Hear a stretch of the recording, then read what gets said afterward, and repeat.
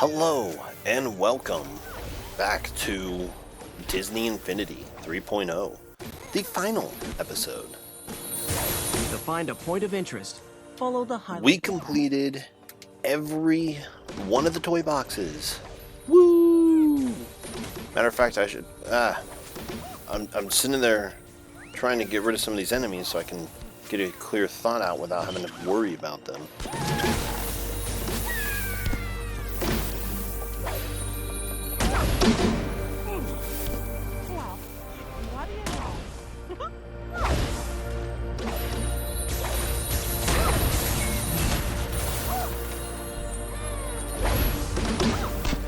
Come on, go away, go away.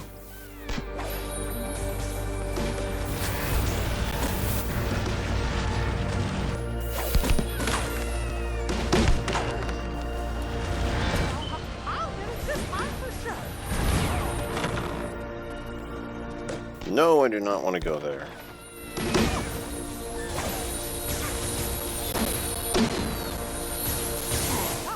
Wow, I just cannot stop dying. Ugh.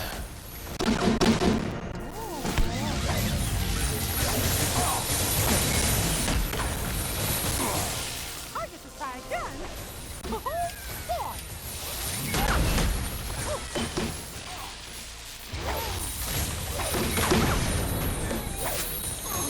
Alright, that gets the biggest threat out of here. Come on. Come on. Gotta put a stop to this.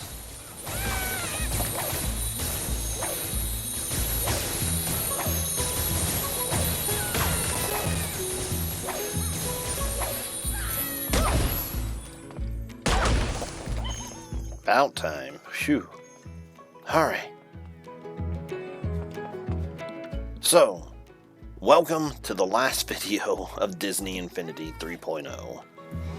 It has been quite a crazy journey. It's had a lot of ups and a lot of downs, and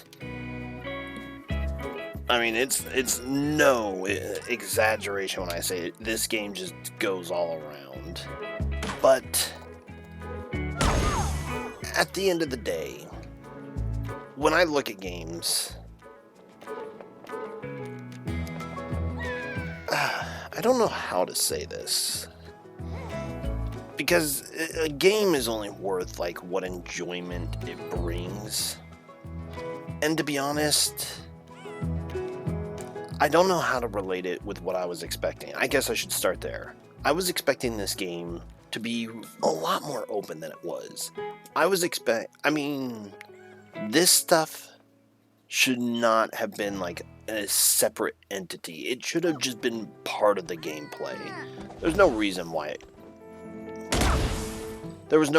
it should be anything else. There wasn't enough to each of those toy boxes individually to make them worth money outside the game itself.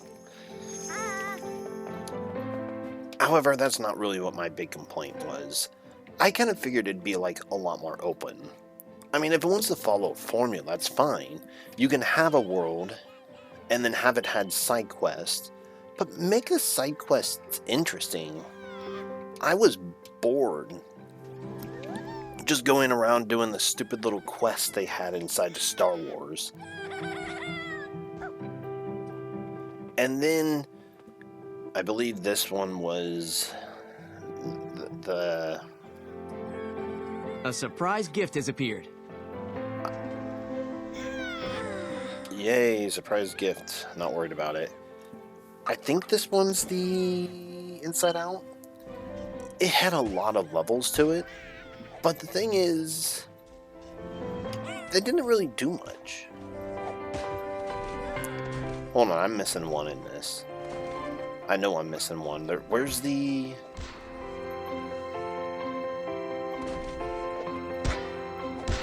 one for Finding Dory? Did it not get a platform? That's not cool. Anyways, the Marvel was definitely way too short. This had a lot of levels in it, which is cool, But at the end of the day, so what? They were all basically the same thing with slight differences. These three were pretty much identical. And it kind of got old after the first one, so having 3 whole playsets to play the whole story. Finding Dory was okay. I kind of wish it was more of a like atmosphere kind of game. But same thing with it. It kind of felt like The Little Big Planet, a game I've never actually played before, but I've seen stuff about before. And it reminded me, Finding Dory reminded me a lot of it. The Grand Prix. It was cool. If they would have had the 3 different... You know what? No, I'm not even going to say I wish they had the 3 different levels. They could have just had one thing with a whole bunch of different levels. I mean, we had Star Wars, several different worlds to choose from. Had Inside Out, that could have done something really interesting. You have the Avengers and several worlds within there. You had... I mean, I get why Finding Dory wouldn't have much of a level because it kind of takes place in a fish tank. But then you have every other Disney World out there. And I just don't see a reason why they couldn't have more than 9 levels introduced into this. The Toy Box Takeover, I would say, was by far the best. Sure, it's like Star Wars in the sense that it was repeated a lot. But you know what? Who cares? It was at least pushing forward. It didn't feel like an hour and a half of being stagnant in one area. It was 40 minutes at the most in an area just pushing forward. I'm not going to take that. And at least by the time you were done, you made it somewhere else. And that's my opinions. Wow, those guys do not like Scrooge McDuck. And that's kind of my opinion on the toy boxes. Like, individually, they're neat ideas, but ultimately, I think by having them as figures, as their own separate little world, like they did, it wasn't that great. And with that said, that is kind of the positive side, because as for the rest of the game, there's not much there. I mean, you got a couple of tutorial stages. I don't even think I finished them all the way because I didn't get the achievement. You have your collection of figurines here, which is cool and all, and I appreciate this. Something that Skylanders did not do. And you have this with the logic connectors. I hated that one. I just flat out did not enjoy it. And then you have each of these individual worlds, which they could have done so much with. So much with all of this. But they just didn't. The 6 episodes in the beginning is basically all of this game has to offer outside the toy boxes. Yeah, sure, there are global toy boxes, which I don't generally like to play those kind of games just because I don't. I'm just not a fan of it. But even if I did, and I was... Disney account to enter the theater. Well, there's that. But the fact there is, too, that there is no service for this anymore. You can't play those worlds even if you wanted to. They are still beating down on Scrooge McDuck. And ultimately, I think in terms of actual content, for what it takes, Like, I mean, I talked about it being separated in just the worlds, but you also need the specific characters of that world, which was a huge problem at first. Well, not at first, but something I really should have been looking into beforehand, because I was going into these thinking, oh, I'm going to use Lone Ranger inside of Star Wars. Wouldn't that be funny? Well, they thought of that, and they didn't think it was going to be funny because they made it not allowed. You had to play not only as a character from the Blue story, Sparks but a Square can be used to specific purchase toys from character the toy from store. that story. And to me, that's just making that kind of limitation. It's especially when you don't see it coming. So, like, I invested into playing this game. Right? I bought the characters, I bought the toy boxes. I bought not only the toy boxes for this, but I bought the toy boxes for the other Disney Infinities, which, guess what? Aren't even backwards compatible with this game. Alright, I can understand that much because Skylanders doesn't do it too. Doesn't do it either, I should say. What is that up there? Oh, something to do with that jump, that's right. So, even though nope, nope, no, no, no. Oh well. Ooh, you know what? I got something perfect. And it's gonna involve Baymax. A perfect end scene. A perfect ending.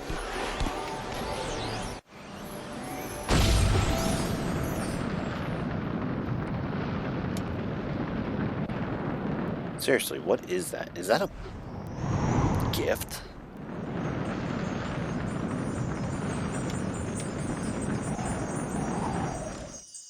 You found a gift. It contains a surprise toy box toy from the toy store that is yours to keep.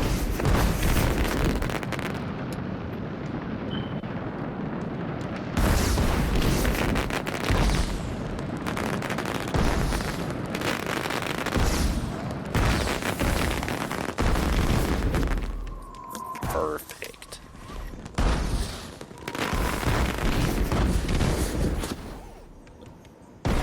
And Baymax, you got your final farewell.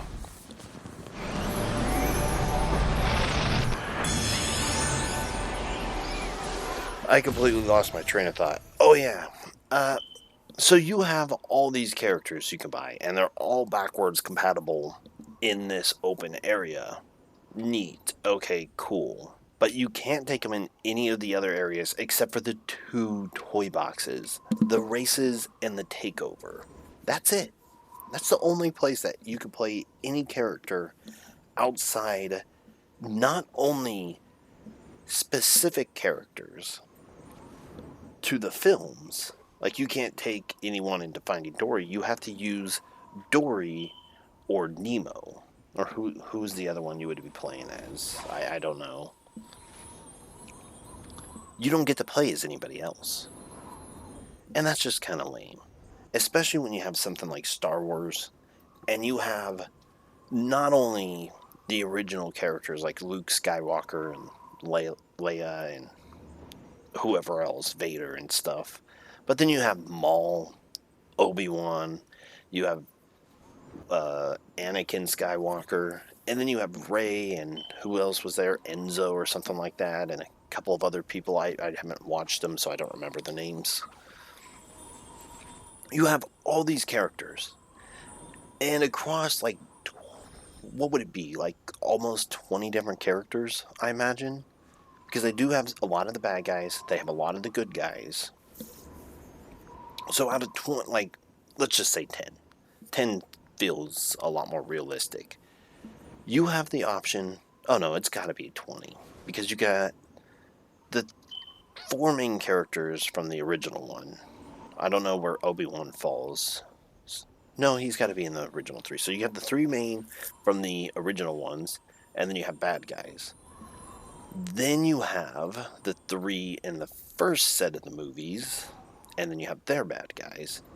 And then you have, I think, the three from the last set, and then, like, their bad guys. Okay, so I guess just out of like 15, you can use 12, which isn't all that bad, right? Did I count that right? I don't think I did. 9, you can use 9 out of 15. But the fact that you're limited like that is just so lame. Even with the unlocked coins, it's just so lame because you gotta spend money on it. I mean, they're not horribly bad. If you can get some, you can get them for like $5. Others cost like 20.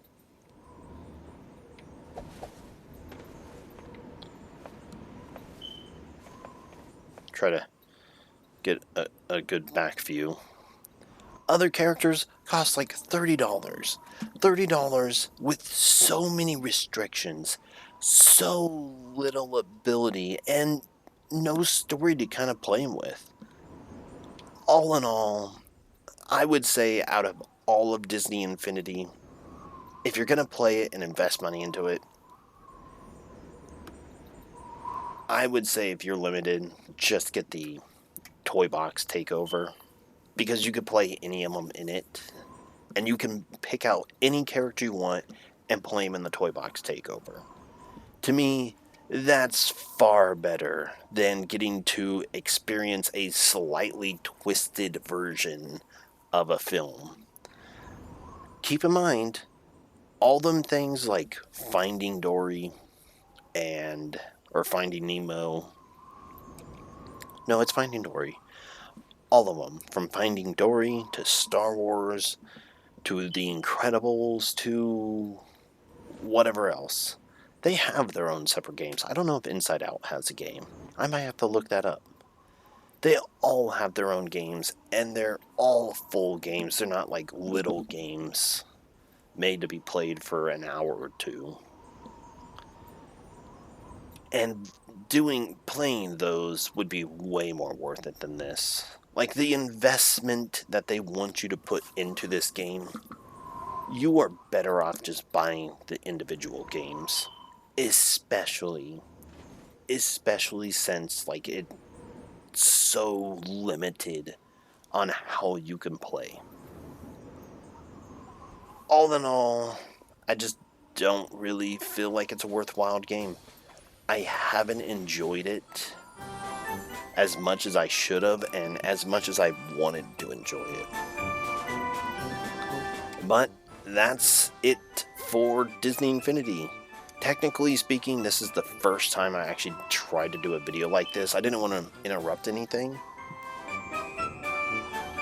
But it's the second time a situation like this actually came up. So, the first being Fatal Bullet. I've had just a string of weird, complicated games. Oh, and to even add to that list, turns out Kingdom Hearts Dark Road just got released on a private server, which means I can now officially play through the rest of that. So, yippee, that's gonna get done pretty soon. It's just been super weird when it comes to games lately. I don't know, it just all hit all at once. Between the difficulties of Cormon, this and that, and Fatal Bullet, and it's just been crazy. But all in all, if you really absolutely want to play this game, I recommend the Toy Box Takeover. It's the best one of the lot. I don't remember how expensive it is, but I mean, you're going to get your best bang for your buck on that one and that one only. This has been Disney Infinity. I've just mentioned the name of a LP that's coming up soon because, you know, it was actually supposed to go up after Fatal Bullet, and because of complications, I had to ditch that project altogether. And then I found out that the whole project was held up because I had something on mute. I'm not joking. So next time, we're going to start that game. See you guys then.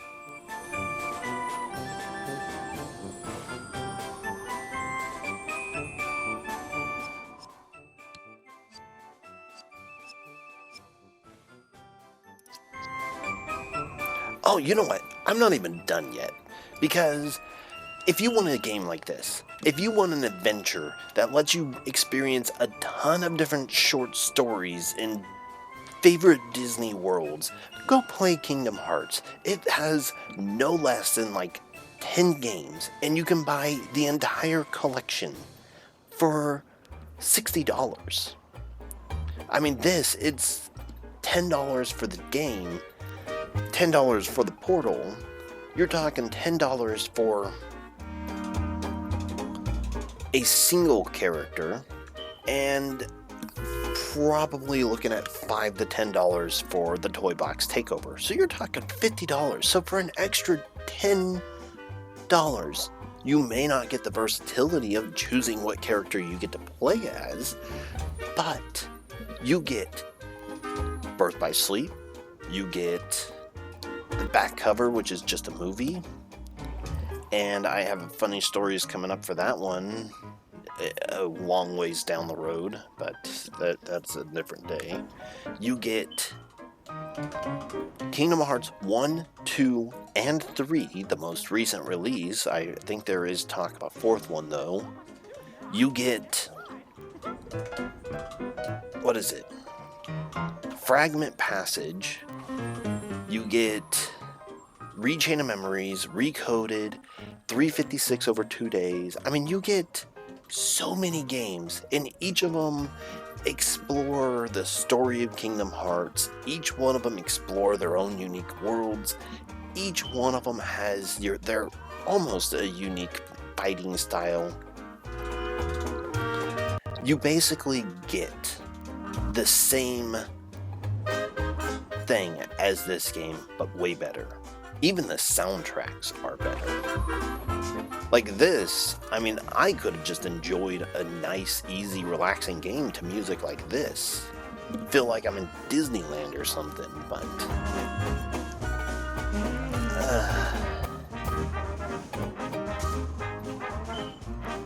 Either way, that's really all I have. I mean, there's still a lot to do here. I missed a lot. I screwed a lot up.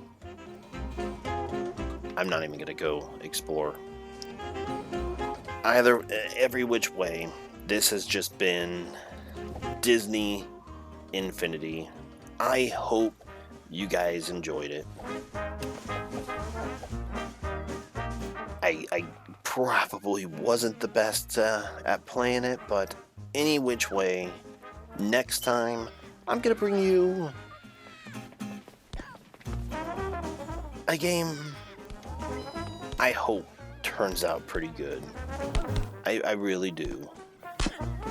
See you guys then. Do I want this as my backdrop? Or do I want this?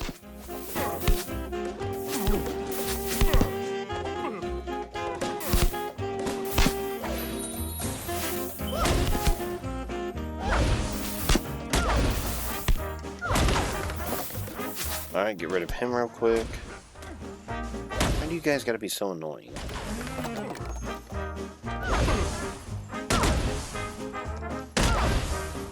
Yeah, get out of here, Genie.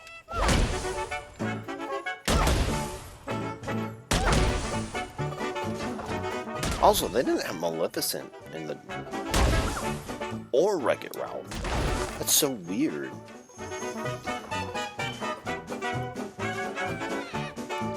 Alright, I'm done. Next time...